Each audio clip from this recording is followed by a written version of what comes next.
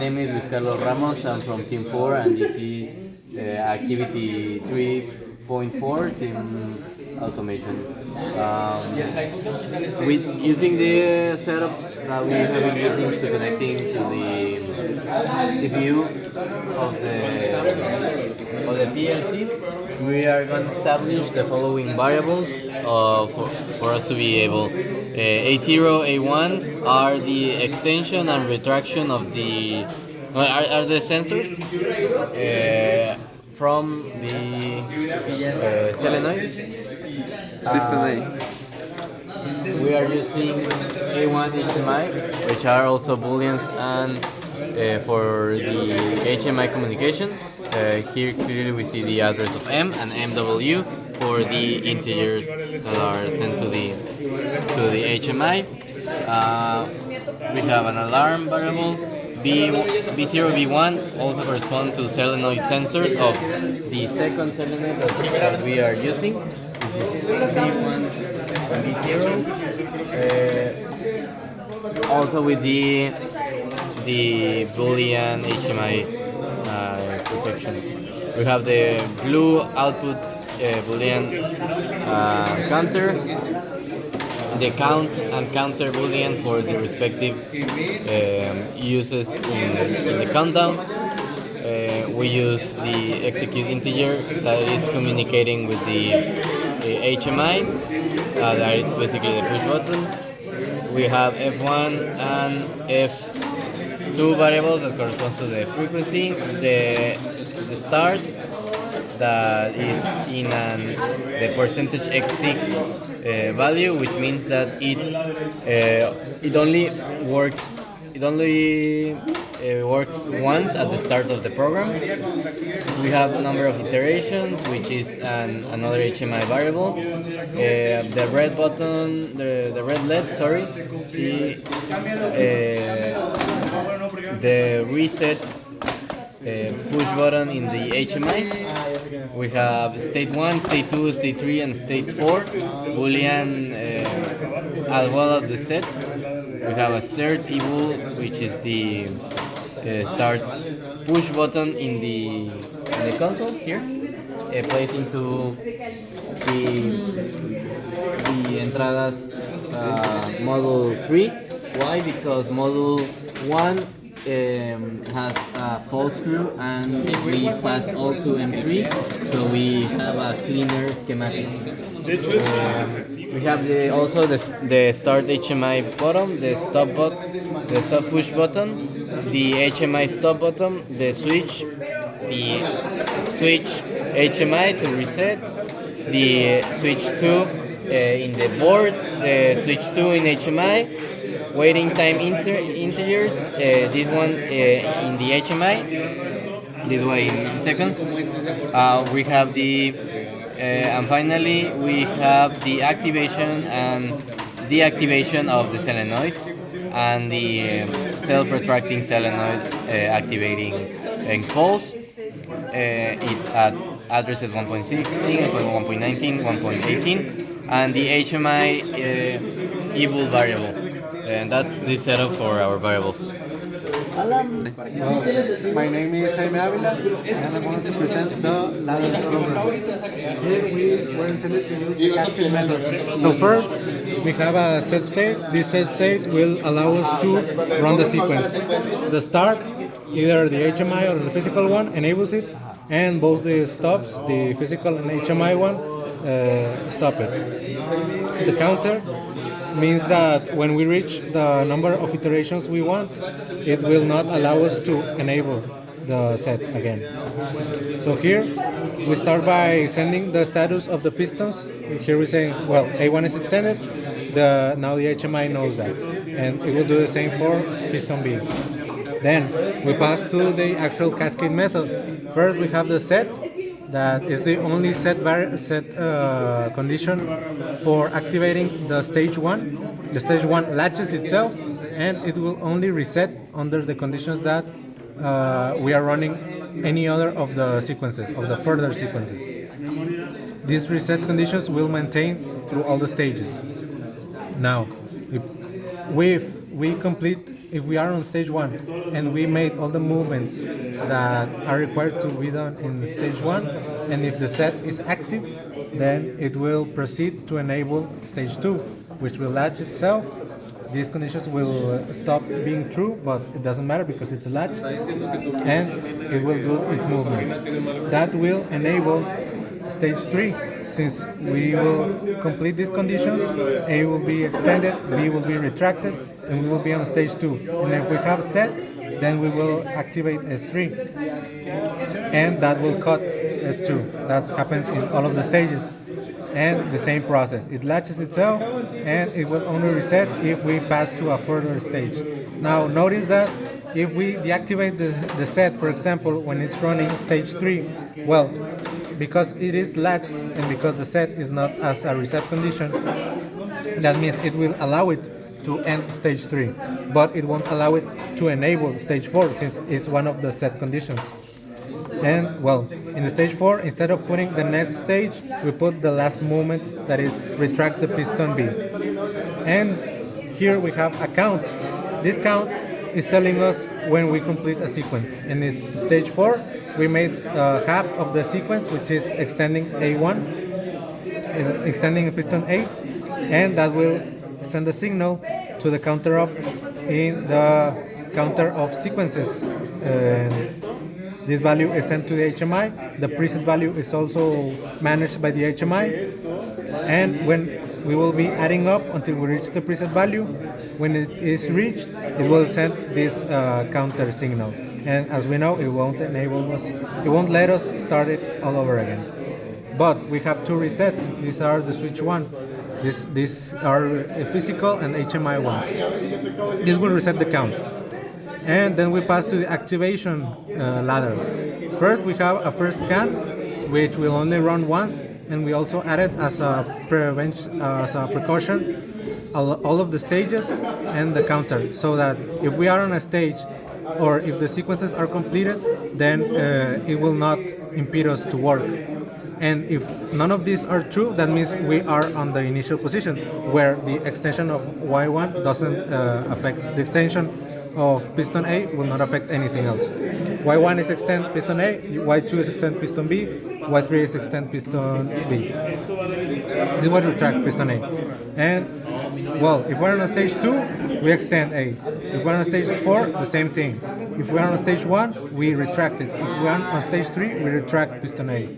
But for the piston B, since it's a simple act automatic return resistor, we have certain conditions like it will remain extended through AS stage 1 and stage 3 if the piston A is retracted. So it will be able to be complemented through both stages. This will happen as well for stage 2 and stage 4, as long as A1 is piston A is not extended. We will be able to extend piston B. This is because we have similar conditions for stage 1 and stage 3 and for stage 2 and stage 4. Then we pass to the alarms ladder. And first we have a multiplier times a factor of 1000, which multiplies the input, which is the waiting time that the user wants. This one is indicated by the HMI. This output will be connected to an integer to time variable as the converter, and its output will be given in actual time. And this value is the one we plug into the timer that measures how much is each sequence lasting. So when we are running the sequence, the set is active, we are feeding it, and since it's a delay on, it will start counting. If it reaches the preset time, it will activate F1, which also activates an alarm. But this will be reset each time we complete a sequence. We remember that this is the one that tells us if a sequence is completed. If it is completed, but we have more to do, we'll only reset it momentarily, and it will be continued to measure if we are taking more time than we specify. So if this is activated, then the red LED is activated and the alarm on the HMI is displayed.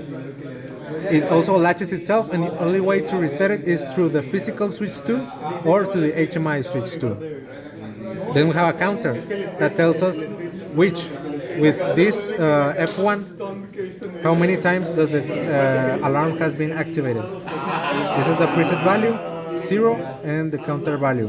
We'll be counting how many times has the alarm been activated, and it will be only reset through an HMI button. This is the configuration for a frequency for a blinking LED. It's the regular one. We wanted to blink at 4 Hertz, do a cycle of 40%, so we put the 40% time in the timer off, which is the one actually turning on the LED. But it will only turn it on if we are running the sequence. If not, it won't do nothing. If we completed the sequence, it will remain on. And that's it for the ladders. I'm Agustino Rodriguez, and I'm going to explain the HMI. Here in Video, we start with the base panels. We have 3 panels: the alarm panel, the initialization panel, and the operation panel. The first panel you are greeted with is this one, and it has the display for the date and the time, and the images, as you can see, and the button that is actually connected to the next panel, that is the operation one. Once you touch that button, this screen appears, and we have several new items. Again, as requested, the display of the time and the date, the buttons for the start, the stop, and reset for the alarm. Here are the Boolean lamps that show the state of both pistons. And you can see here we have numeric displays. These in the left are non-input displays and only can be seen by the user. They cannot be changed. And here, for example, you can see the number of iterations and the waiting time that are actually inputs that the user can change. As you can see here, this is a variable that we are using and changing in the input mode, and here are the minimum and maximum values used. For the iteration progress bar, we have the variable that is the executed sequence that is going to show the amount of the increasing value of the bar, and the max value, that is the number of iterations that is going to show in here. And that is the top amount the bar can show. Then the alarm record and the result alarm count, that is going to show the next panel. Here that is going to show the alarms that appear whenever the sequence runs longer than the time requested by the user. And here finally we have 2 buttons again that only are connected to set variables that show the reset for both the alarm and the sequence count. And now my teammate is going to explain the alarm count. Hi, I'm Alejandro Gonzalez, and I'm going to explain the last part of the HMI, which is the alarm. As before, we set it up in this other panel, and it is activated by a Boolean variable that is in parallel with the red light that is actually also turned on when the alarm goes on. The important thing to notice is that it should be placed as a history, not active, in order to be able to display many of them. Since we are using just one variable, if we set it up as active, it will only have one alarm and cannot record the history of the other ones. And next, it is all to be explained about how the work was done, but does it actually works? Well, we have everything set up here, all the connections and the HMI and the PLC with the things uploaded on them. This is the lobby with, as I said before, the logo, the team number, and the start button to the operation panel. And the first thing I'm going to set up is the waiting time. For example, 1 second. That it's supposed the sequence to be completed in just 1 second, and the number of iterations will be 2. It will be start here or here. I'm going to start it first on the HMI and successfully complete 2 sequences. And since none of those sequences were done in 1 second, the alarm counter is also 2. We could reset the alarm with this button, and the light turns off. And we could see the alarm record that actually has 1, but since we reset it, it is on green.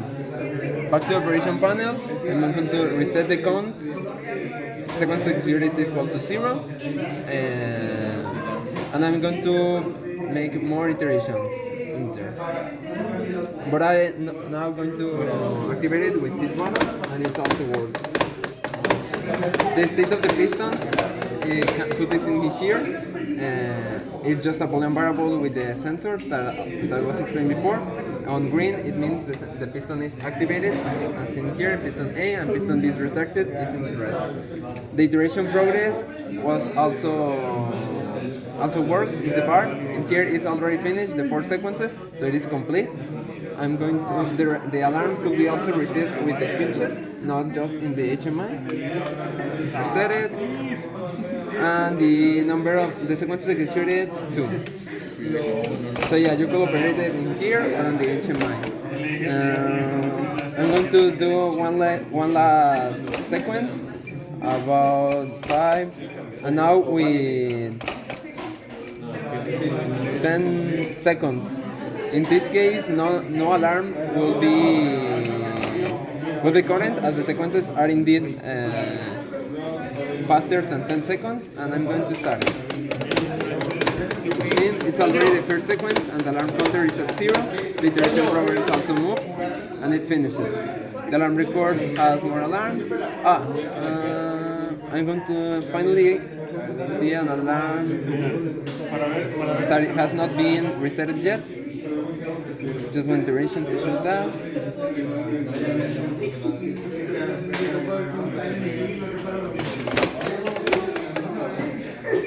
And in this case, the alarm is not reset, so it is in red. You could say okay, I set, and reset it, and it's on green now.